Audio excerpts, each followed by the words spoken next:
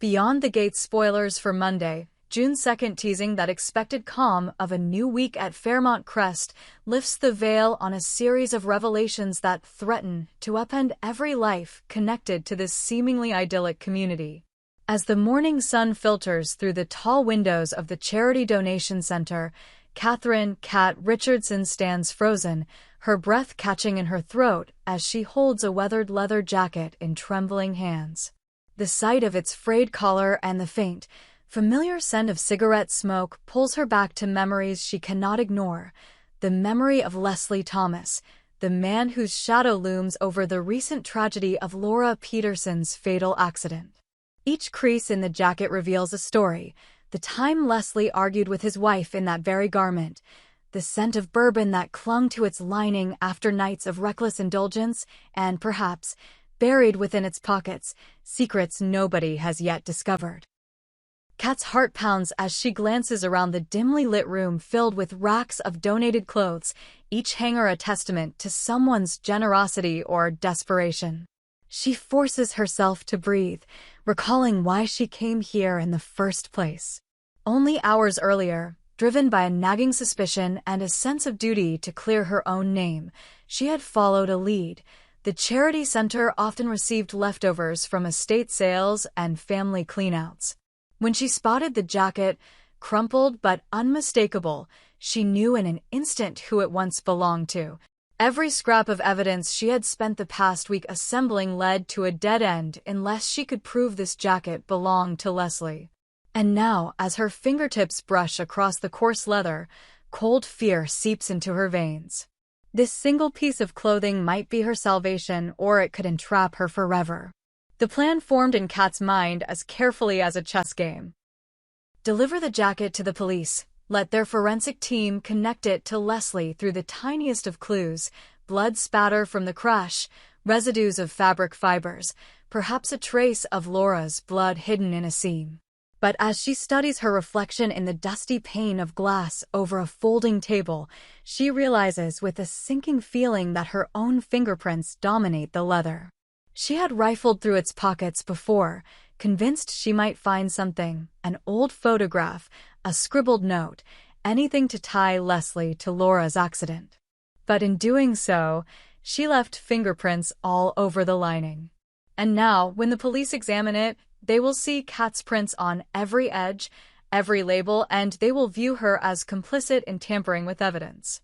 Even worse, if Leslie's cunning has already planted seeds of doubt about her reliability, the jacket could instead become proof of her guilt. Yet, if she hesitates, Leslie's strategy will have succeeded. Ever since Laura Peterson's car careened off the road in the pre-dawn fog, injuring her critically before succumbing to her injuries, Leslie has managed to manipulate every conversation, every rumor, to frame Kat for negligence or worse. In police interviews, Kat's alibi has frayed under Leslie's insinuations that she had been stalking Laura, the young woman who had apparently sought Leslie's help to keep some dangerous secret hidden.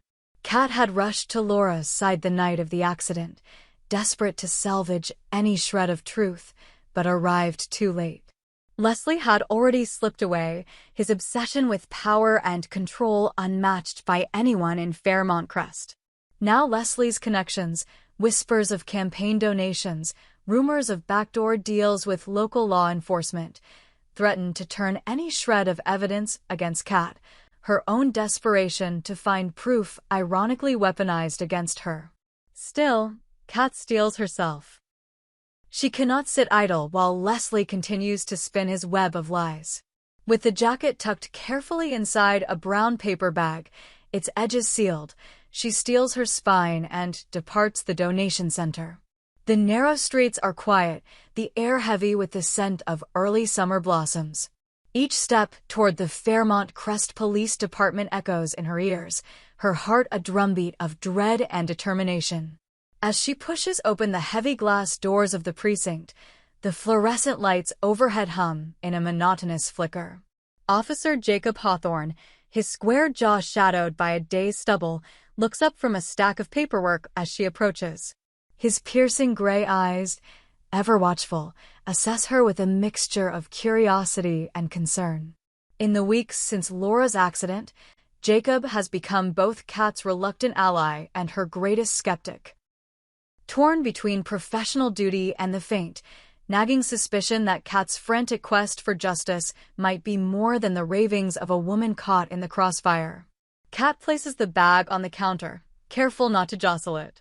She brushes a stray lock of chestnut hair behind her ear, forcing words past her rising panic. "Officer Hawthorne," she begins, voice wavering but resolute. "I found this at the charity center. It belongs to Leslie Thomas. I believe it could be linked to Laura Peterson's accident." She watches as he reaches for gloves, slipping them on with practiced efficiency. He lifts the jacket out, examining it with a forensic precision that both comforts and terrifies her. He runs gloved fingers over a jagged tear near the sleeve, then peers inside the pocket, his brow furrowing. "Where exactly did you find this?" he asks, voice low, as if aware that every word he utters could shift the balance of the entire investigation. Kat swallows, recalling the dingy back room of the donation center. Racks A4 and A5. They had just come in overnight. "I saw it on the floor, almost hidden behind a box of blankets. I recognized it immediately." She watches Jacob nod slowly, but she can see the gears turning in his mind. He lifts the jacket slightly, angling it toward the overhead light, and the crest of Leslie's initials faintly embossed on the lining catches the glare. "Indeed, this was his," Jacob murmurs, confirming Kat's hunch. Then his expression darkens as he glances at the leather. It bears the unmistakable smudges of mascara and the faint scent of Kat's perfume. "Ms. Richardson," he says, meeting her eyes steadily, "we're going to have to process this carefully. Your fingerprints are on it, as expected. But we need to send this to the lab. Digital forensics will help us determine any traces of blood or other DNA. If Leslie was wearing this during the collision, or if it sustained any forensic evidence, it might clear up some questions. But your prints complicate things." Kat nods, swallowing hard. "I know, and I accept that. I just want the truth." Jacob's jaw clenches, and for a moment Kat wonders if he believes her or if he suspects that she hopes the truth will vindicate her more than anyone else. He gestures to a nearby desk, motioning for her to sit. Carefully, he logs the jacket into evidence, scanning a barcode and tapping at a computer screen. He scribbles notes. Item 12, leather jacket, suspect's donation, possible evidence link to hit and run. Submitted by K. Richardson. He looks up at her, eyes hard. "We'll run the prints and DNA tests. In the meantime, you need to stay available for further questioning."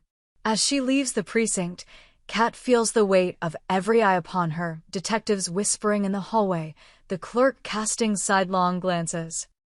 The pressure mounts like a vice, but beneath it simmers a flicker of hope. Leslie's arrogance might have betrayed him by discarding this jacket so carelessly. Yet she knows too well that Leslie's cunning weaponizes every detail to his advantage. The coming days will reveal whether this piece of leather becomes the key that unravels his lies or another trap set for her.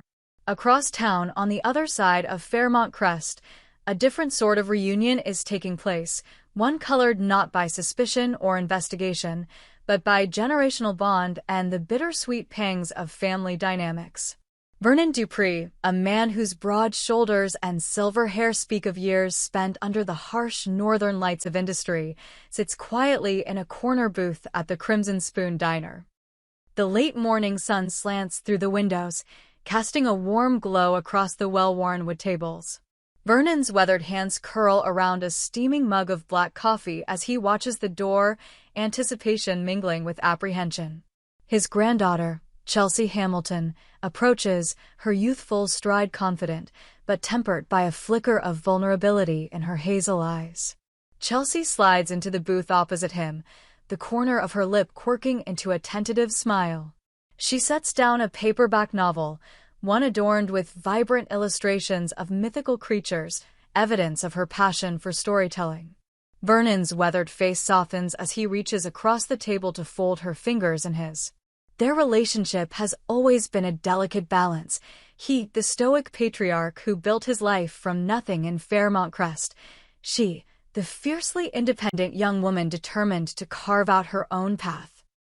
Today, she has come seeking his counsel, and though he risks lecturing her on matters of the heart, an endeavor he approaches with characteristic awkwardness, he cannot hide his pride in the woman she has become.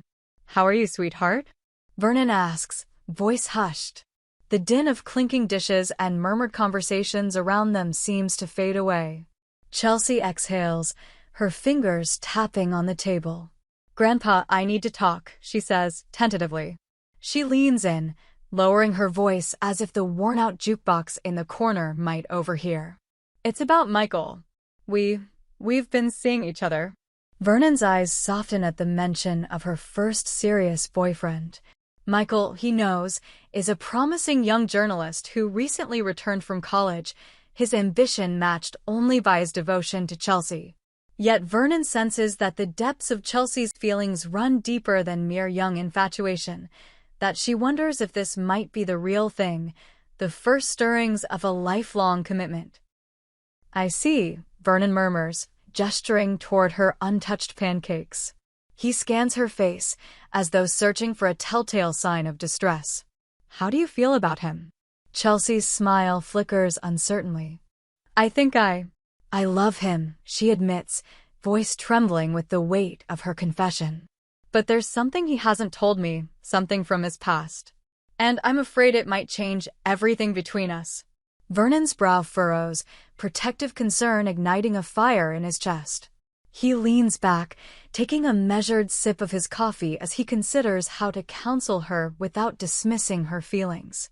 Memories stir of his own youthful romances and the mistakes he made when the heady rush of love blinded him to reality. Before he can respond, the waitress arrives, placing a plate of golden pancakes and a side of fresh fruit before Chelsea. She thanks the waitress with a polite nod, then turns her gaze back to Vernon. "I confronted Michael last night," she continues, voice tight. "I told him I needed to know everything, his family, the rumors about his father's business dealings. He tried to brush it off, said it wasn't important, but I can't shake the feeling he's hiding something."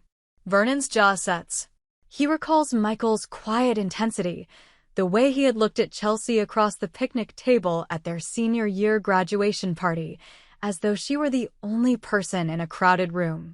But Vernon also recalls Michael's father, Richard Wellington, who made his fortune through real estate, rumored to have skated close to the edge of legality in the booming market of Fairmont Crest.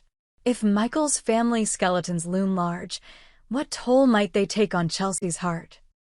"Your happiness matters," Vernon says finally, voice steady but laced with vulnerability. "But love isn't about ignoring the truth. It's about facing it together, regardless of how hard it gets. If he loves you, he'll be honest, even if it risks everything." Chelsea nods, tears glistening in her eyes. She reaches for Vernon's hand, her voice barely above a whisper. "I just don't want to lose him." Vernon breathes deeply, gathering his own resolve. "Then you'll have to decide if you can live with what you learn," he says gently. "And if you can't, you'll still have me. I promise you that." The two sit in silence for a moment, the weight of unspoken possibilities hanging between them. Outside the diner, life goes on. Cars hum down the avenue, children laugh in a nearby park, and the plush lawns of Fairmont Crest gleam under the rising sun. But inside this corner booth, fatherly wisdom and young love converge in a fragile equilibrium. One that will inevitably face the tests of truth and sacrifice. As the morning wanes, Chelsea rises to leave, pressing a tender kiss to Vernon's weathered cheek. He watches her walk away, her silhouette framed by the diner's neon sign, and feels a familiar ache of time's relentless passage. He knows that their conversation today has signaled a turning point, not only in Chelsea's life, but in his own role as her guardian of secrets. Outside, a silver pickup rumbles past, and for a fleeting moment, he thinks he sees Michael walking down the sidewalk, eyes downcast as if carrying a burden too heavy to bear. But the man is gone before his gaze can settle, leaving Vernon with uncertainty and resolve. Whatever lies ahead, he will be there to protect Chelsea, even when the truth cuts deeper than any lie. Meanwhile, at the Dupree family estate on the outskirts of Fairmont Crest, tensions rise within a realm far removed from police investigations and youthful romance. Anita Dupree, once the rising star of the girl group The Articulettes, paces the polished hardwood floor of her expansive living room. The walls are adorned with platinum records and framed photographs capturing moments of triumph, award shows in Las Vegas, sold-out concerts in New York City, and the jubilant faces of Anita and her bandmates, Sharon and Tracy. Yet behind the facade of success lies a tapestry of resentment, betrayal, and unspoken grievances. The Articulettes, for years, dominated the charts with their harmonious vocals and synchronized dance routines. But as Anita's solo career soared, her velvet voice and fierce stage presence propelling her to new heights, Sharon and Tracy watched from the sidelines, their own dreams splintering. Today, Anita must confront Sharon. A reunion neither woman truly desires, but deemed necessary to untangle the frayed bonds of sisterhood.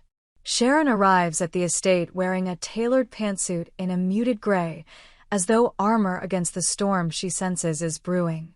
Her auburn hair is pulled back in a severe chignon, and her lips are set in a thin line. She steps into the foyer, where a crystalline chandelier casts fractured rainbows across the marble floor. Anita descends a short flight of stairs to meet her, pale silk gown whispering against the banister. Their eyes lock, and for a heartbeat the world stands still, a collision of past grievances, unresolved pain, and the glimmer of what once bound them together. Sharon, Anita says, voice smooth but edged with caution. "Thank you for coming." Sharon inclines her head, voice cool as steel. "You asked to see me. I'm here." There is a brittle politeness in her tone, as though each word costs her something. Anita steps forward, their proximity charged with unspoken memories. "We need to talk about what happened," she begins, gaze unwavering. "About the group, about the tour, about everything." Sharon's lips press together, then she squares her shoulders. "I thought you washed your hands of all that years ago when you went solo," she replies, each syllable measured like a line in a script. "But clearly, some ghosts still haunt you." Anita's breath catches. The word ghosts hits with the force of a physical blow, summoning the memories of betrayal etched in every stage light and backstage corridor. She remembers the night before their final tour stop in Los Angeles, when Sharon and Tracy had cornered her in her dressing room, demanding a larger cut of the profits. They accused her of abandoning them the moment fame knocked at her door. The confrontation spiraled, voices echoing down the hall, halfway between confession and accusation, until Anita, furious and wounded, stormed out and never looked back. The Articulettes disbanded shortly thereafter, each sister scattering in pursuit of her own path. For Anita, it meant the spotlight, and for Sharon, it meant a slow fade from the stage, replaced by envy and regret. "You still blame me," Anita says softly, not retracting from the admission. "I blamed myself long enough." Eyes narrowing, Sharon retorts, "Self-blame doesn't erase what you did to our dreams. We built that group from nothing, together. And you walked away when it suited you." Anita's eyes sting with unshed tears, but she holds her gaze steady. "I did what I had to do to survive. You know better than anyone the pressure we were under. Dad's health was failing. Mom was gone. I thought I was protecting all of us by stepping out on my own." Sharon's expression falters at mention of their father, a stoic man whose health had declined rapidly in the months before the group's success eclipsed him. She opens her mouth to speak, then closes it, as if measuring whether it's worth dredging old wounds. For a moment, silence descends like a thick curtain. The tension between them hums in the air, unrelenting and raw. Finally, Anita uncrosses her arms and takes a step closer. "I'm not here to rehash the past," she says, voice gentle. I'm here because something's coming to light, something that connects our old manager, Vincent Marchand, to some very dark dealings. And I think those dealings might have involved you and Tracy more than you realize. Sharon's eyes flicker with indignation. What nonsense are you peddling now? She demands. But Anita does not back down. Marchand's name has appeared in some documents I found. Tax records, shell companies, offshore accounts. It's all tied to money laundering, payoffs, possibly worse. When I dug deeper, I found a ledger that lists payments labeled Tracy, Sharon, and even Anita, but the dates don't line up with when the articulates were active. They extend into years after we disbanded. Sharon's face goes ashen, a tremor of fear flickering across her features. You can't be serious, she whispers. Those records are decades old. Why would anyone care now? Anita's heart thumps in her chest.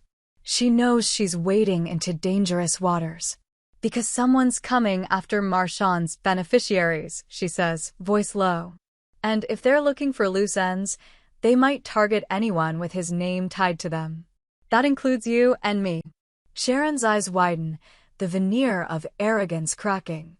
So this is about you saving yourself, she hisses. You think I don't know you've been using this to resurrect your career? Everyone expects Anita Dupree to flop without the girls. Anita's chest tightens, hurt and anger colliding. I'm not doing this for me, she says, tone fierce. I'm doing it because Marchand destroyed our family. He took more than money, he took our future. Sharon's gaze flickers with doubt. There's a version of Sharon still loyal to the sister who once sang harmonies with her, and for a moment that version softens. But then her mask of defiance snaps back into place. So, what do you want from me? She asks. Confession? Admission of guilt. Before Anita can speak, footsteps echo overhead, footfalls that belong not to the two sisters, but to the third member of the articulates, Tracy. Tracy descends the stairs, her expression unreadable. She wears a bronze cocktail dress that hugs her lithe frame, and her dark hair cascades over one shoulder in loose waves. The tension in her posture tells of her own internal battle, standing between her two former allies. What's going on? Tracy asks, voice trembling on the edge of controlled panic. Sharon turns abruptly, defensive. Anita's claiming Marchand was laundering money through us, through our music group, Incorporated. She scoffs like we'd have the faintest clue. Tracy's gaze flickers between Anita and Sharon. Anita exhales, steeling herself. All three of us are mentioned in these ledgers, Tracy. But the crucial thing is, it goes back years, long after the group split. He was paying someone to keep us silent. I think exactly why someone is about to come knocking on our doors. Tracy's eyes narrow, a cold realization dawning. You think whoever's investigating Marchand's legacy might come after me, or you? And you think this is connected to Leslie Thomas? Anita's lips part, but before she can answer, Sharon whispers, Leslie? Why would he care about Marchand's dirty laundry? Anita's gaze flickers with urgency. Because Leslie's political campaign was funded by shell companies linked to Marchand, he's deeply entwined. If evidence surfaces, Leslie will crumble. And if I can't prove Leslie's guilt in Laura's accident, I need another angle. Bringing down Marchand's network might be it. Tracy's fingers curl around the banister, knuckles white. This is insane, she breathes, half to herself. You've been digging so deep you can't see the danger anymore. You might be walking into a trap. The room spins for Anita, betrayal and love, fear and defiance swirling together like a storm. She wants to shout that Tracy doesn't understand, that months of sleepless nights chasing these clues have left her no choice. But words fail her as the three women stand in the vast foyer, each grappling with the consequences of a past they thought they had buried. Outside, the hum of traffic drifts faintly through the tall windows, oblivious to the crisis unfolding within the Dupree mansion. Somewhere in the wings, unseen eyes may already be watching. While secrets of family and fame unravel, in another corner of Fairmont Crest, A young woman named Eva Thomas finds herself on an unexpected collision course with Carrie Dupree's investigation. Ever since Laura Peterson's accident, rumors have linked Leslie Thomas to shady dealings, rumors that Laura might have uncovered something dangerous and paid for it with her life. Eva's own mother, Marie Thomas, had been Leslie's housekeeper for years, a quiet woman well known for her unwavering loyalty. But after Marie's death from a sudden illness earlier this year, Eva discovered her mother's spare key to Leslie's estate hidden in a jewelry box. No one but Marie knew about that extra key, no one except Eva.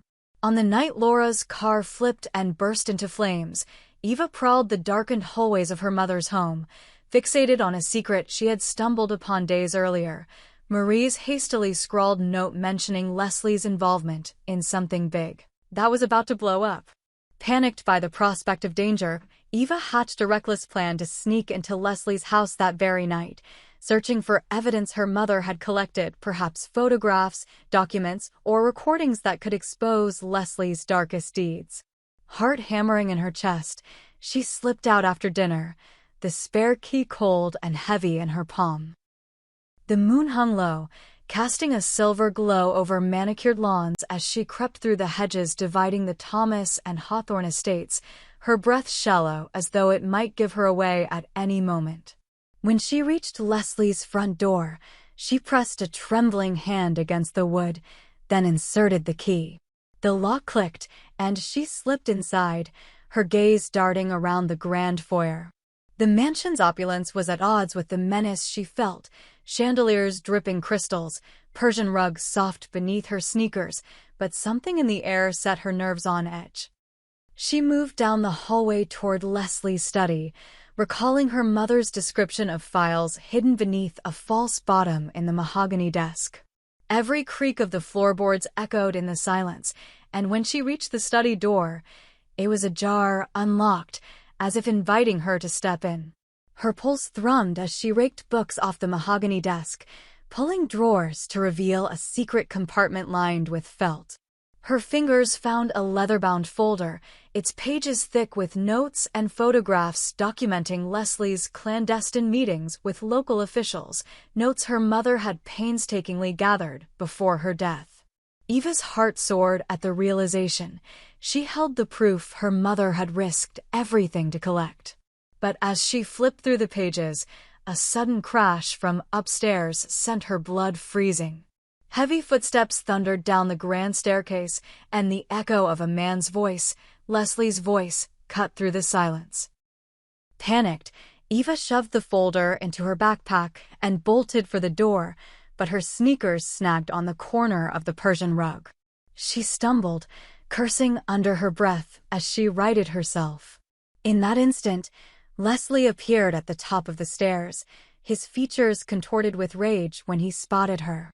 "What are you doing in my house?" he spat, descending the stairs 2 at a time. Eva's breath caught in her throat as she scrambled to escape. She dashed out the front door, heart pounding, feeling Leslie's booming footsteps close behind. She spun around, backpack flung over one shoulder, and leveled a desperate stare at him. "I can prove you killed Laura Peterson," she shouted, voice shaking but fierce. "I have the evidence. My mother left it for me. She knew you were planning something monstrous." Leslie's eyes narrowed as he advanced, his stature imposing. He reached out, fingers curling around Eva's arm with brutal force. But before he could tighten his grip, another figure burst onto the front lawn, Jacob Hawthorne, summoned by an anonymous tip, parking his unmarked cruiser at the curb. The sharp glare of its headlights cut through the darkness, illuminating Eva and Leslie, frozen in mid-argument. "Stay right where you are," Jacob yelled, hand already on his service weapon. Leslie snarled, releasing Eva in an instant, his eyes darting between her and Jacob. "Officer Hawthorne," he spat, voice laced with contempt. "What is your pawn doing here?" Jacob stepped forward, authoritative and unyielding.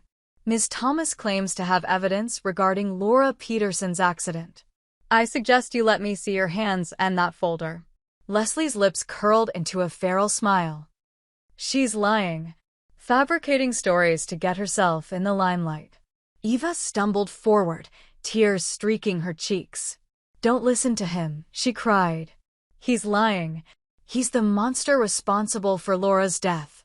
Leslie took a menacing step toward her, but Jacob lunged, pinning Leslie's arms behind his back in a deft move that spoke to years of training. Leslie's curses filled the night air, but he knew he was trapped. This time, Jacob's resolve to uncover the truth outweighed any allegiance to the Thomas name. As Jacob cuffed Leslie, Eva retrieved the folder from her backpack and thrust it into Jacob's hands. The moonlight glinted off the metal rings as she did so, her breathing ragged.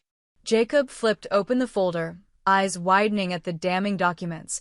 Photographs of Leslie meeting with Laura in a dimly lit parking garage days before the accident.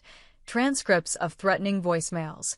Invoices for payment to a mechanic hired to tamper with Laura's brakes. The breadth of evidence was overwhelming. Jacob glanced up at Eva, nodding once. "Good work," he said quietly, sealing the folder back into his jacket.